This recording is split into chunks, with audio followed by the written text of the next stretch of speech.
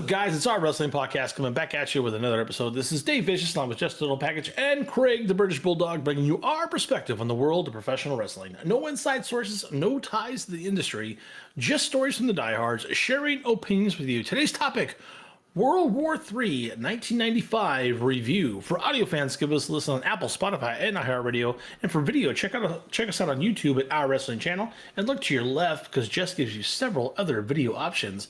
And he would love it to death if you gave him a follow on Instagram at O.W.P 2019. Sorry, O.W.P 2019. We'll get that right. We'll get those syllables in there. Fuck you, Beth. You didn't get that right, Beth. Craig, I heard this is your favorite pay-per-view ever. That's what someone told me. What say It's one of my favorites. I mean, we're coming off a stream of like 30 years ago classic, so this follows what we did recently with Halloween Havoc, and it's a little bit better than that. And in concept of a 3-ring 60-man, maybe on paper looks good. It's better than Halloween Havoc. It's cool to see everyone together, but it's still 1995. And a lot of people died. I have taken us down this 1995 rabbit hole with 2 separate episodes of WWF 95, WCW 95, and I forced you guys to watch Great American Bash 95, which was not a bad show, terrible show. Then I really forced you to watch Halloween Havoc. 1 month later, they had this pay-per-view, WCW World War III, the first World War III pay-per-view of only 3 they did? 3 or 4? I can't remember. I think it's 3. According to the wiki, I saw 3. Yeah, so they did 95, 96, 97, then they did not do 98. I thought they did 98, but I could be wrong. But they're like, this is dumb. Yeah. So this was a very short-lived WCW pay-per-view in the grand scheme of things. But to your point, Craig, I thought it was like much better. Not like pay-per-view of the year, anything like that, but it was much better than Halloween Havoc. And then, there were still some lingering storylines, obviously, that they bled over into this or whatever. We'll get to that shitty opening segment in the moment. But there was some New Japan presence here, which was delightful and awesome.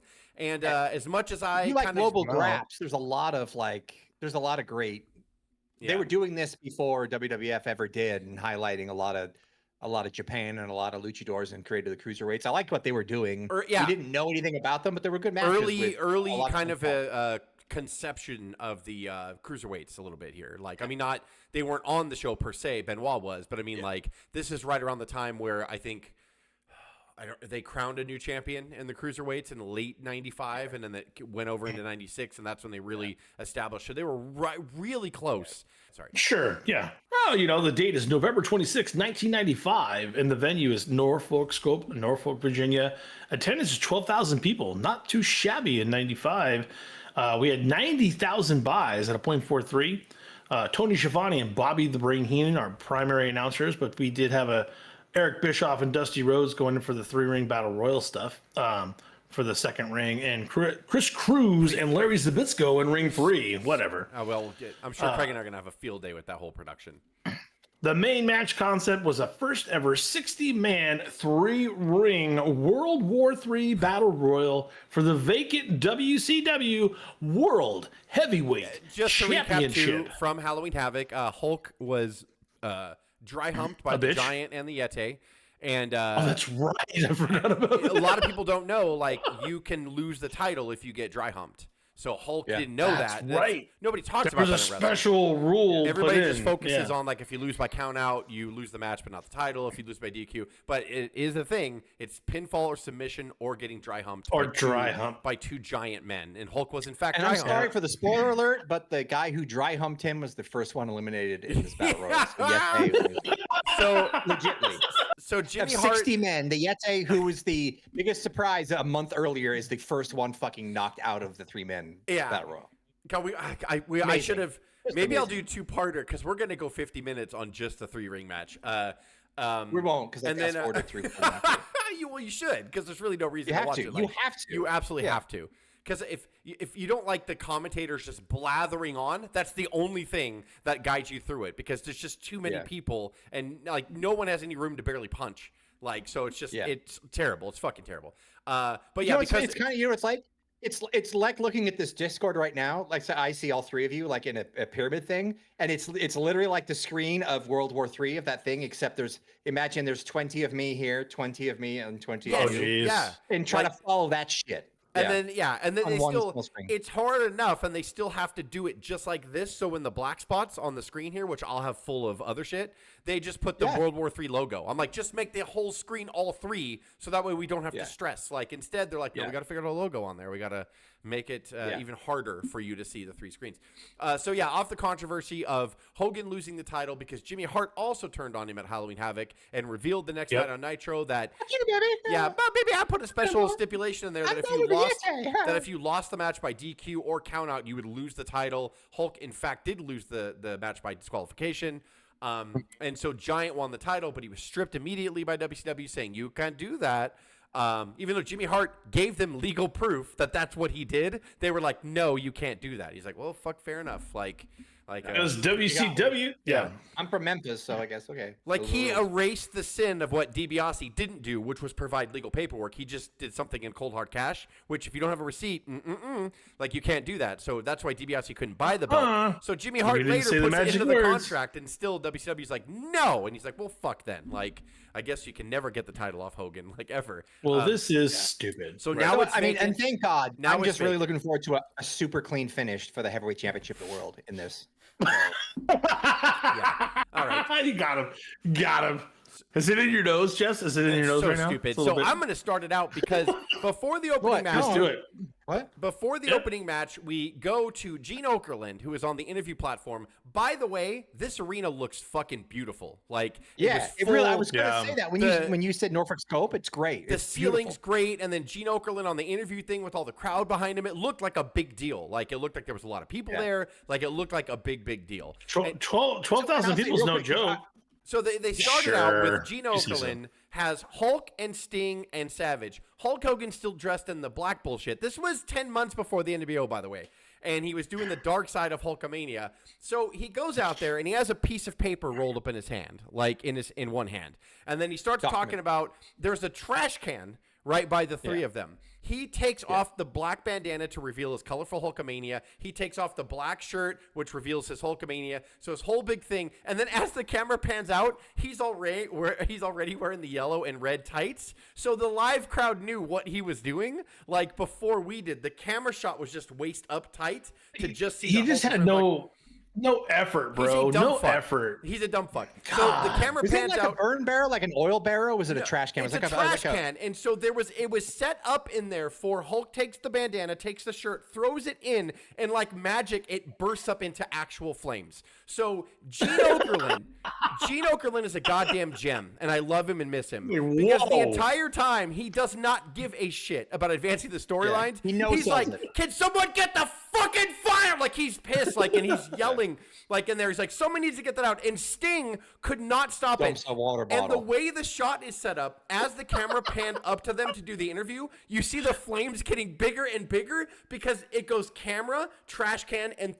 four guys. Gene Okerlund and the three guys. Oh, God. So you see the flames start coming up, and then Sting's mildly concerned. Sting's like, you go on it. Like, he's stepping away, talking to whatever attendant. Did anybody have a fire extinguisher on hand? It seems like fire extinguisher. You want to know why? Water bottle. You want to know why? Yeah, because they didn't want to use a fire extinguisher because it would fuck the shot up.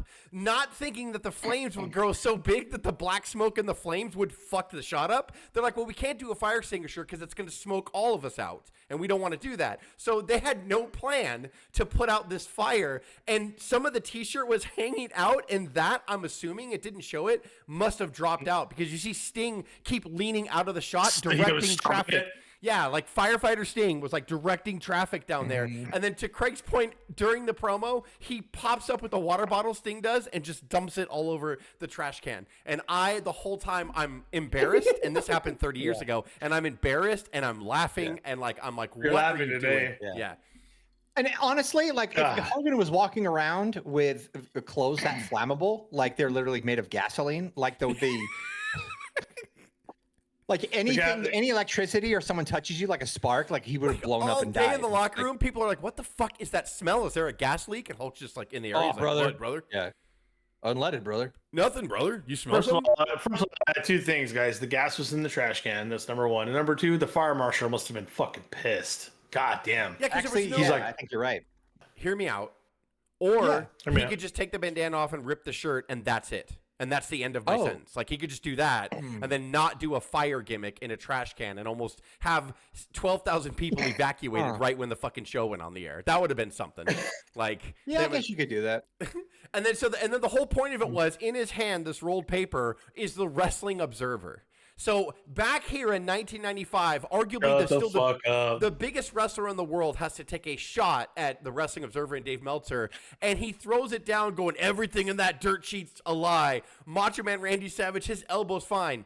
Was not fine. Macho Man had a legit elbow injury, and his arm was heavily wrapped in the entire night. Like, so he did have a legit elbow injury. And was the cause of him losing later on in the card before he... So they wrote a storyline around what Dave Meltzer wrote in The Observer. They tried to call him a liar, and then Savage had to have a bandage around his arm because he was hurt legitly, and they wrote it into the fucking storyline.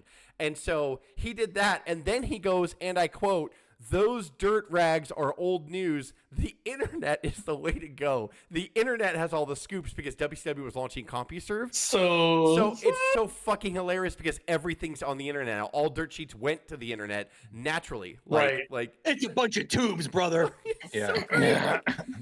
All of this to punch down at a literal paper news sheet that had to be delivered to your mailbox every week or however often Dave Meltzer did it a month. Like, just to punch down at that. Like, so people get mad at Meltzer. I'm like, what? Look at what they were doing to him even back in 95, acknowledging him, giving him some kind of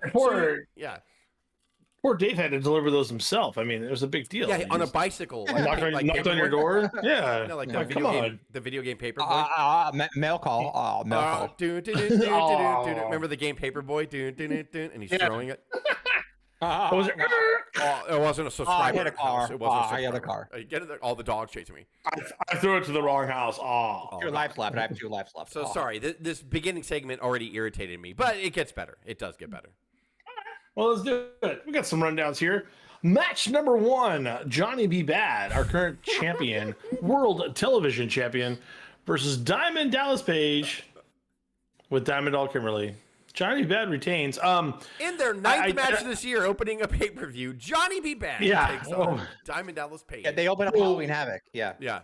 One thing I'll always say, I don't have to watch this match at all to know that every wrestler after this match got some Johnny B. Bad on them, if you know what I'm saying. Like, the gun was there this time. Yeah, the gun was there. And the stipulation was if he wins, he gets to take the Diamond Doll. Yeah. So a woman is the object, and you get to win her back in 1995. Yeah. Suplex, and I'd have the doll. There it is! 1, 2, and 3! Yes! Ladies and gentlemen, the winner of the match, and still WCW World Television Champion, Johnny B. Bad! Johnny B. Bad retains the title, and there's a stunned Diamond Doll. Now you gotta go home and pack all your curlers. Very Savage and Elizabeth with Diamond Dallas Page and the way he treats Kimberly during this match. But it was good. I mean, I don't think it was as good as their Halloween Havoc, but and I wondered, this is the most over Johnny B. Bad I think was, and it makes sense because I think WWE scooped him up not long after this, and then months after this, not long. Yeah, he jumped. So this was their please don't go. He was probably under contract renewal. I liked seeing Johnny B. Bad. I think I might stay. That's Johnny B. Bad. Yeah, I might stay. I don't know, Bischoff. I'm gonna keep my options open. But I mean, a bit of a loss. Shut the bad monster off in Bischoff's office. Happened to him. I wonder what would have happened if he would have stayed. I think he had shadows of being a bit of a star here, and DDP worked well. I don't think it was as good as Dusty loved him. I give it a B minus this match. I don't know about you, Jess. I put it on a B. That's a good match. I give it a C+, which is the same as I gave their Halloween Havoc match. It was their typical good match. The ending on this one was a little weird and flat, I thought. He did the dive on the outside and then threw him in, and then did that cool where Johnny B. Bad's on the outside of the apron and DDP's inside laying prone, and then he kind of catapults himself over and leg drops him at the same time, and then got a weird funky pin. It's almost like the rhythm wasn't like that was the finish, if that makes sense. So I was like, that was weird, but it was fine. The crowd popped, and Kimberly looked like fake disappointed because she doesn't like the antics of DDP. So she's like, oh shucks, now I belong to Johnny B. Bad. Oh, so it was like a But then there was thing. a nice hug, and the crowd popped really big for the hug Yeah. that Kimberly gave Johnny B. Bad here. I'm gonna let you be an independent woman. Oh, thank you, Johnny. Like, fucking ridiculous. Like, You're going to be stolen by Brock Lesnar. Yeah. There you go. oh wait, no, that's my real wife. Fuck. Oh shit. Shit. Match number 2, Big Bubba Rogers versus Hacksaw Jim Duggan. Why? In a tape fist match, Big Bubba wins via KO. Yeah. Next. Hacksaw used to You can D-minus it. It's funny how when we were growing up, Hacksaw annoyed the shit out of me, and I never cared for him or whatever. But I don't. He's know fun what. now, right? Every time I watch any review of him, I'm like, look at that fucking Smile. idiot, and I'm smiling. Smile. I'm like, you big idiot, like. Because he I just love walked him. out and he's like, oh, I'm going to bring tape and shit. And he's just fucking disheveled. Yeah. Like, but he's awesome. Like, he's funny as shit. And he just, like, comes down. He's like, Yeah. you, Bubba. Like, in the whole. And so it's a total D. But, like, I was I was still smiling the entire time. And that's the big fucking boss man. Big tough dog chain. You see the size of the links? Well, Bubba's getting up first. He's got both knees off the mat. 9, and that is going to be it. It is it. Ladies and gentlemen, the winner of the match as a result of a knockout, Big Bubba Rogers. Big Bubba gets the win. Like, so I'm just like, you know what, man? Like, it's fine. Yeah. It's a D. But, like, I was smiling the entire time because it's ridiculous. Like, the whole. He had a great gift. Like, you would look at him in the audience and you're like, he's special needs, right? And then he's like, USA. And then you're like, USA. And then, like, but I don't know why he came out with a 2x4 wearing a rope around his neck. And it's a tape fist match, but I don't. Why is he wearing a 2x4 rope? He could carry it. Why is it around his neck? He is special needs. I don't. That's why. And like, I never thought about it like that. Like, he is legitly Eugene, but just early. Yeah. Like, he was okay. Hacksaw's version, like, he wasn't like that in the UWF, by the way. He was still Hacksaw. No, he was tough. But yeah, He was but like like a Steve Williams in kinda guy. Vince's WWF, like, he just eventually became like, well, I don't know where I am, tough guy. Like, he just became like this guy. What day is it today? Thursday? I love my country and Yeah. Cheez-Its. It's like, okay, all right. Where's my Capri Sun? God save the president. Okay, all right. This just gives me the vibes of Craig's Type 5 talking about, was it William Hung on American Idol? Oh my gosh, that's wow. That is a deep hole. Yeah. That's why. It is true. We That is true. want their lives. Because they're Yeah, typical. If you ask if Hacksaw was a real person, I mean, he's a real person, but like if that character was a real person and you asked him, how'd your day go today? Oh, just put 10 hours down in at the farm. Got it done. Going in for supper. Yeah. Gonna do it all over again tomorrow. God is Yeah. great. America's beautiful. Ha! And you'd be like, fuck yeah, motherfucker. Like, I love you as my neighbor. You would If be you're like, if he was running for office, you'd be like, what's your platform, Yeah. James? And then he would be like, well, it's 2x4s, America, and cocaine. Yeah. And then everyone would just be like, yes. Yeah. I like, can, he I, can would mail, be the I best. can still mail a vote, right? I mean, like, he's got my vote. 100%. That would be a Good president. time. As long as I can mail it in, he's got my vote. That would be a President Camacho I could get behind. Why didn't they ever do a split personality gimmick with Hacksaw? Like, where they absolutely would've could have been just tight. had him normal, but then, like, yeah, he gets He's like, hit on the "What?" head, and he's like, actually, this humor's beneath me.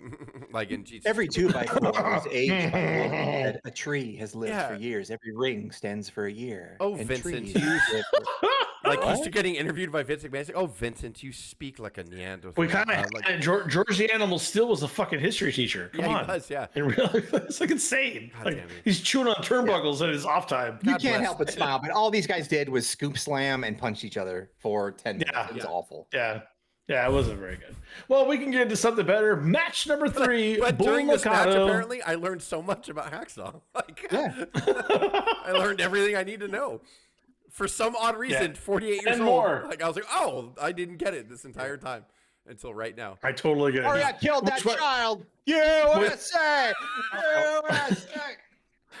We love you, It's Jim. worth it. I'm sure it was worth it. I'm sure. Did he pass away, or is he still? No, I mean, he's had so many. He's beat cancer like 18 times, like, and he's still with us. We love you, Jim Duggan. Like, no, yeah, Dude's no a fucking disrespect. beast. We love you. Yeah, 100%. We're saying that you were over everywhere you were. He absolutely was. Yeah. Sorry, he was the blasphemy. he was. It's not making it he, better, tough guy. It's not making it better. I mean, the best way to describe it in those moments, though, like especially during, he was Hogan light. He was Hogan light.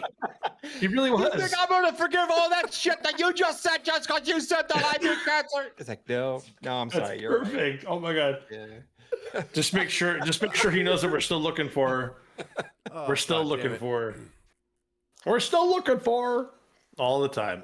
But again, he was Hogan light, and we never understood that. People loved him almost as much as they loved Hogan. That's how close he was to. He was that close to the top of it. Keep digging out that hole. Match number 3. Let's keep moving. Bull Nakano and Akira Okudo with Sonny Ono. Sonny Ono is going to be very prominent going forward versus Mayumi Osaki and Kyuti Suzuki. It's a Joshi women's tag match. Nakano and Okudo won. The match was widely praised. This was kind of like a stealer. This is to give it like a B plus. Yeah, it was a highlight of the undercard. It's pretty good. It's really solid. It's the best match on the show, probably. But so I give it I give it a B plus. But it is what many reasons why I love watching the retro stuff. But watching this stuff, I smile when I see today's style of wrestling. Back then, and nobody appreciated it because the American wrestling audience wasn't ready for it. And WCW were always trying to introduce us to New Japan, whether it was the Great Muta, whether it was Tatsumi Fujinami, whether it was it didn't matter what they were doing. And then they were trying it again here. They always had, no matter who was booking at the time, they always wanted to introduce us to New Japan Pro Wrestling and have a partnership, which is why I do fondly like some of what AEW does, because they're doing the same thing. And it reminds me so much of WCW. And by the way, having said that, some of it hits and some of it misses, because first of all, in the mid-90s, American wrestling fans were not ready for that. Like I didn't see a lot of Japanese wrestling at all in the mid-90s, so I wasn't ready for it. And I could understand how some people were like, that's just spot after spot, because when you watch it, you just watch Duggan and goddamn Big Bubba,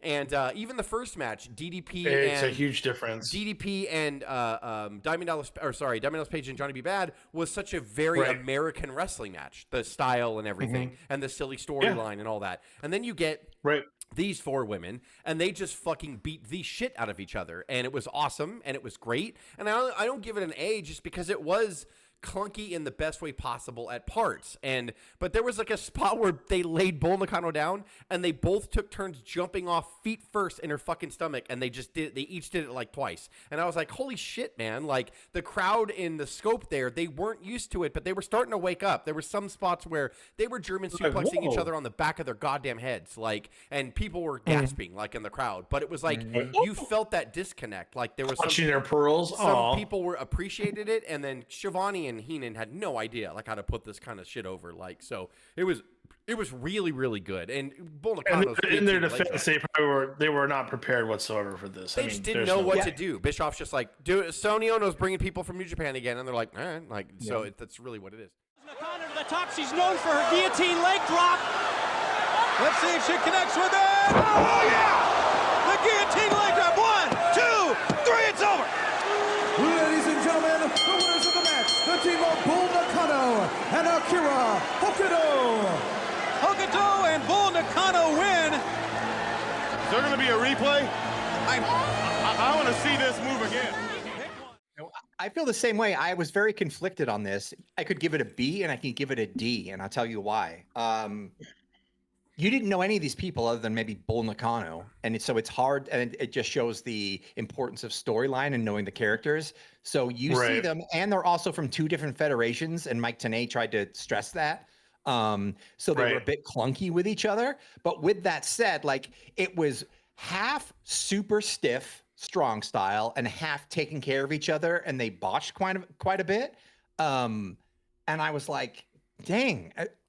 But at the end of the day, like, they did some stuff that you hadn't seen before. Like you had like superplexes off the top. You had all these double teams. It was kind of like a tornado tag where the ref couldn't control it, and you didn't know who was the legal person. Who was legal? And it didn't really matter. But they ended up beating the shit out of each other, and it ended up being really, really good.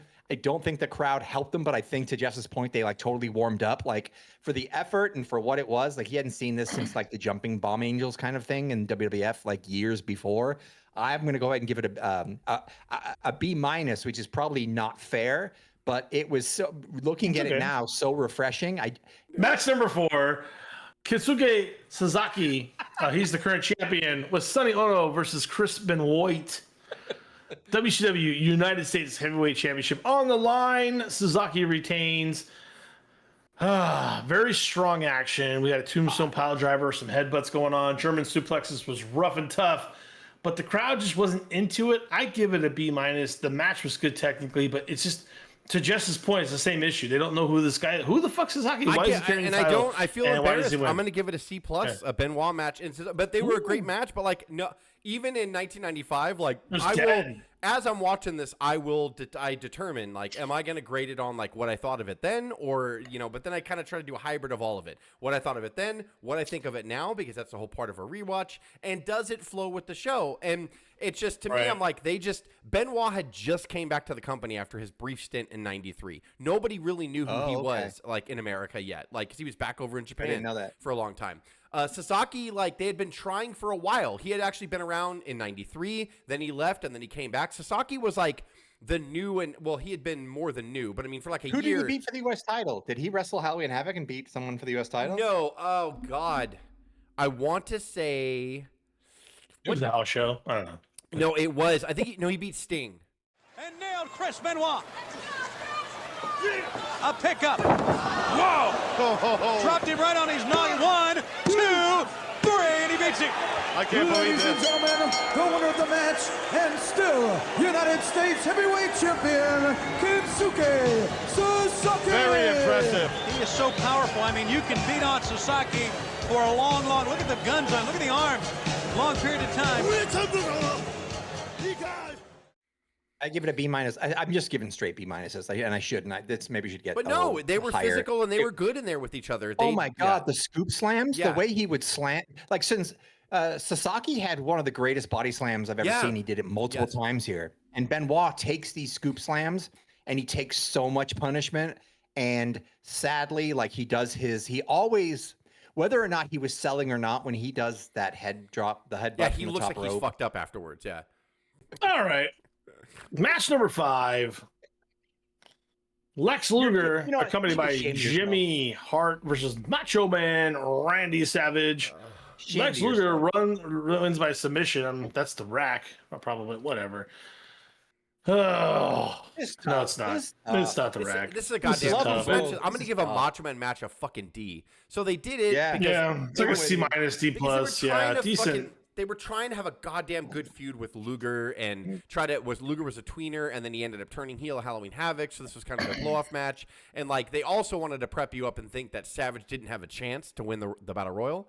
So like it was just it was just boring and slow. And listen, I love Macho Man, but Macho Man from 1992 all the way until he turned heel in 97 and then like rejuvenated his career and had a great feud with DDP and other people. He was the same guy from 92. He would get in the ring, everybody would cheer him and they love him, and he would either hurt his arm or his leg and limp around and fall all over the place for the entire fucking match, selling a limb. And it was so fucking boring. Like, it was so boring. And then you have someone like Luger who doesn't know how to pursue. Like, at least Flair knows how to pursue someone like that. Like, if you're going to sell a body part and crawl around, Rick's like, I got you. I know exactly what I'm doing.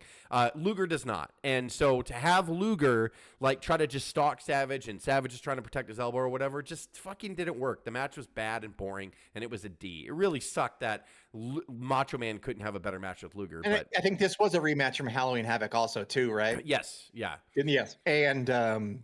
but luckily, I think they did this so Savage could have a super clean, have a chance at a super clean victory. Absolutely, to win without the a doubt, Heavyweight throw 59 other men over the top rope, undisputedly. Yes, and just have his moment. I mean, it kind of shits on his image. It shits on Luger's image a little bit. Well, no, Craig. What they that's an were inside joke, by doing the was way. then Luger could just chase him at the beginning of '96, and then you have Luger really beat the champion when you think So about it. super Like Owen excited and if Brett. It was like Savage Owen is- and Brett, almost exactly like Owen and Brett. Yeah.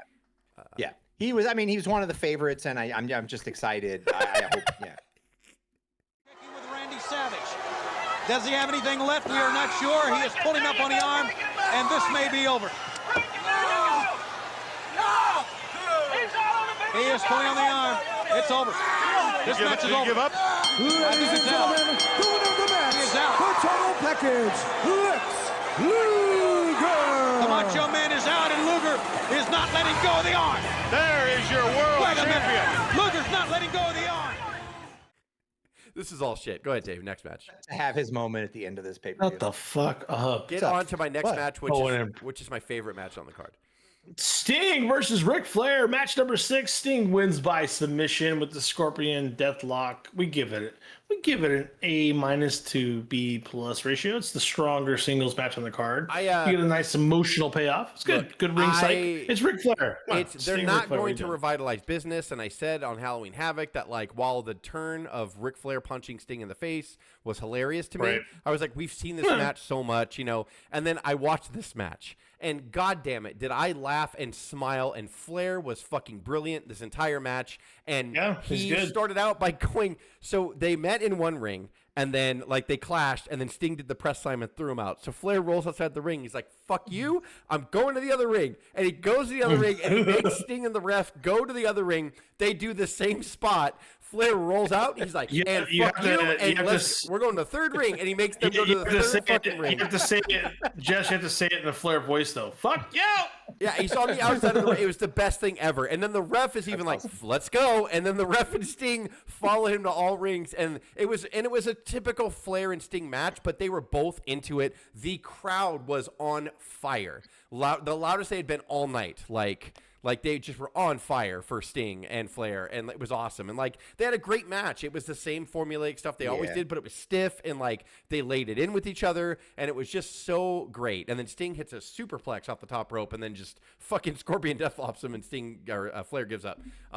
But I mean, I give it a. Did you give it a grade? I give it a B+. I thought it was wonderful. Yeah, you're in there. I give it a B. To your point, you've seen it a million times. It's textbook, but the introduction of the 3 different rings, Flair doing that, you knew Sting had to go over after being betrayed in Halloween Havoc and that kind of thing. But it didn't matter. The chemistry was so good. But yeah, you'd seen it a million times. But it's just fun to see Flair kind of not on the downside yet. Like he's still Flair. Like he still can cut a good promo. He's still good in the ring, and he's still. And even I'm just thinking back, we were taping this after AEW Blood and Guts, which was in Greensboro, and Flair was supposed to do a segment. And he only came out for the pre-show with Tony because apparently he was in pain.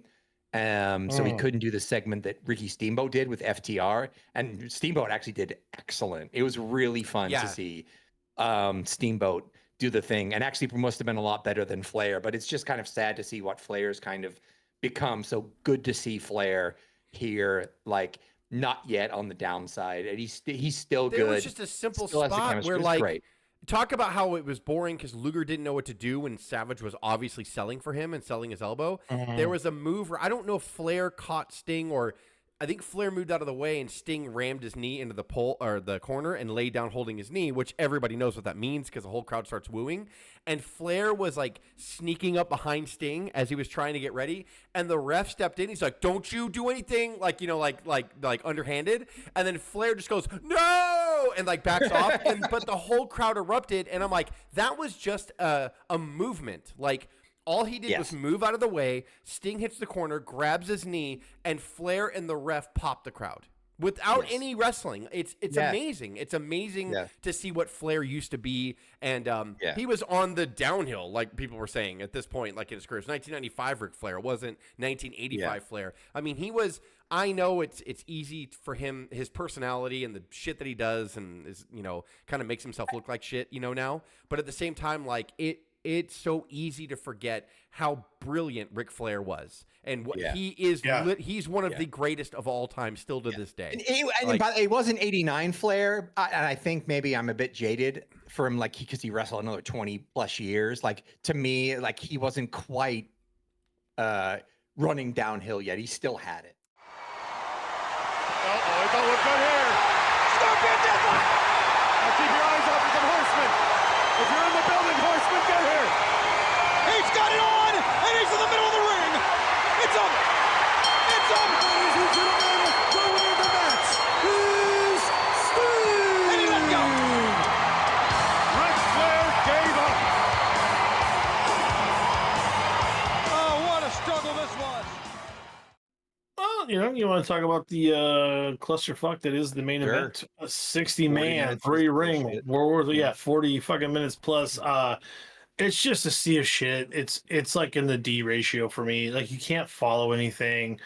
It's supposed to be the heart of the show, but it's just mixed. Like it's hard to follow. I don't. Well, to Craig's point, like Craig, I don't mean to bury the lead here, but you were being sarcastic earlier because if they would have actually booked it for a clean ending, like it would have been fine. You could have yada yada so many things in the 80s, right? We would yada yada pass just to the end, because that's what wrestling was back then. It's about the story, us going along for the ride, and then as long as the ending paid off, then we were fine with it, and that defined that character, and that character moved on to the next level.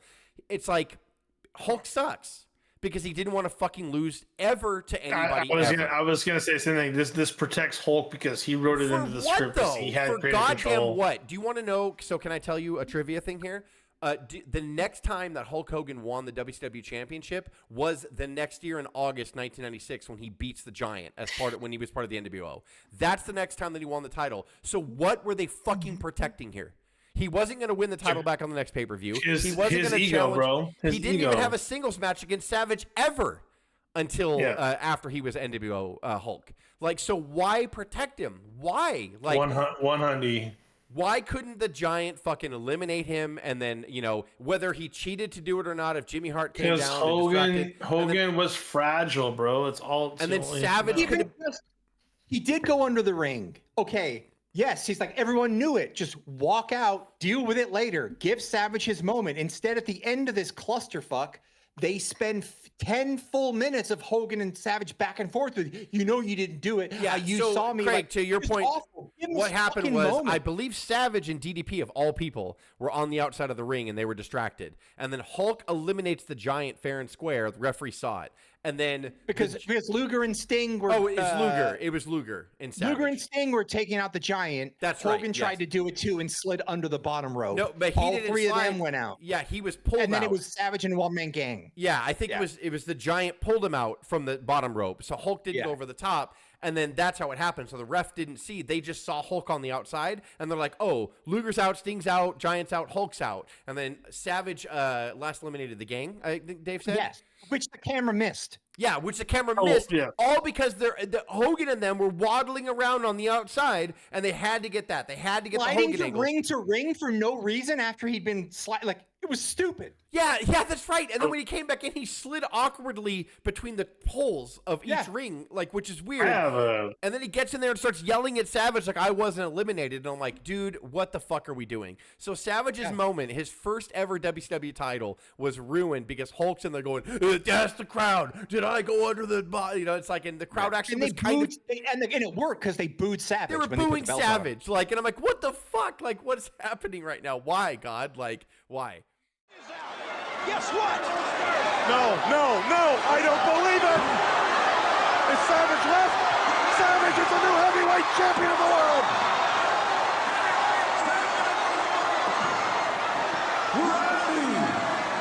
Is it Macho Man Savage? Savage! Well, I'm not so sure. Hogan, who continues to pound away on the Giant. What? Hogan is not. No, wait a minute. Hogan did not go over the top. It was so messed up. I get hung up on the little things. So that Sting and Flair just had a banger right before. Did they not even go back to the back? They just stayed in the ring and waited for everyone else to come out after? How did that work out? No, they went in the back. The introductions was the most clusterfucky thing. So they just had God. everybody walk out in a line. I'm not even shitting you. Everybody walked out on the rampway. Wow. And I don't know how David Penzer kept up with it. He did pretty good. And because it's like Zodiac, Kevin Sullivan. Like, that's how he's doing it because they're walking out that fast. So all the heels and faces are legitly piggybacking each other on the way out to the ring. Scotty Riggs. Yeah, there was Scotty Riggs, Randy Savage, Stormtrooper Phil, and they're all walking out. Yeah, it was ridiculous, and they had 60 people. Phil. So there was prelims in there. There was just a great party, and then they're in the 60th This is man number 2. And Hogan comes out all by himself last, and then when Michael Buffer is fucking doing the announcement, he's like 3 rings, 60 men, 3 rings.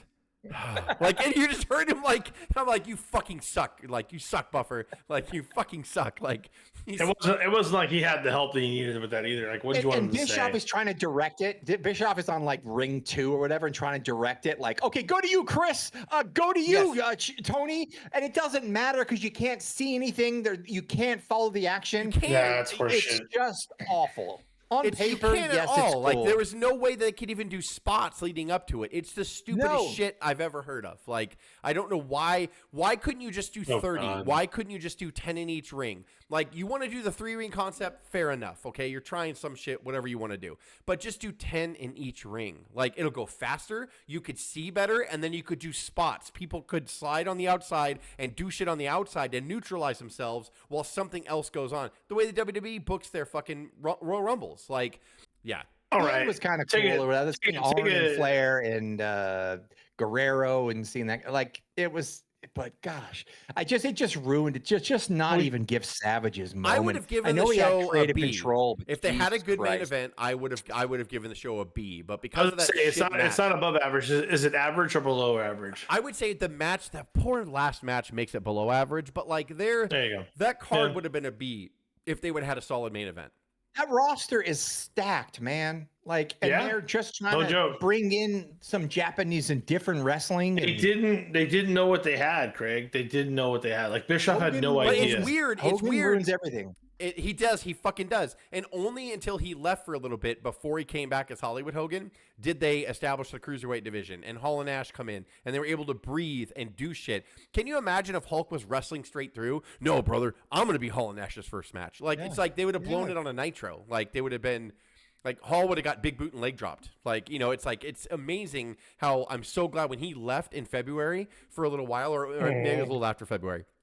He left. Yeah, it was in April or May. Yeah, because the third man was so undecided at that point. Savage looked good with that belt on when they put it on him. And I yelled at my television, I was get out the fucking ring, Hogan. He just wouldn't stop. It was 10 full minutes of Gene Okerlund going, wait, what? Who? And he's like, I went under the fucking rope. And then Hogan went out. Oh, yeah, okay. Yeah, we'll figure it out. Get the fuck out. He went out to the crowd. He gave each member of the crowd, all 12,000, a piece of paper. He's like, write who you think should win on this paper. And then they all did it, and then they collected it. And then Gene's like, do you want me to draw it on the fishbowl? And he's like, do it. And he's like, well, the crowd thinks Hogan. He's like, I told you, brother. It was just this long fucking. Even Duggan was just like, time's up. Let's have his moment. Oh man, Vince wouldn't have done this. Speaking of which, time is up. 100%. This is long. For audio fans, give us a listen on Apple, Spotify, and iHeartRadio. Yeah, have a good time with that. For video, check us out on YouTube at our Wrestling channel. Look to the left for other options. Please give us a follow on Instagram at O.W.P 2018. For Craig, Jess, and myself, this is the O.W.P signing off. Have a good one.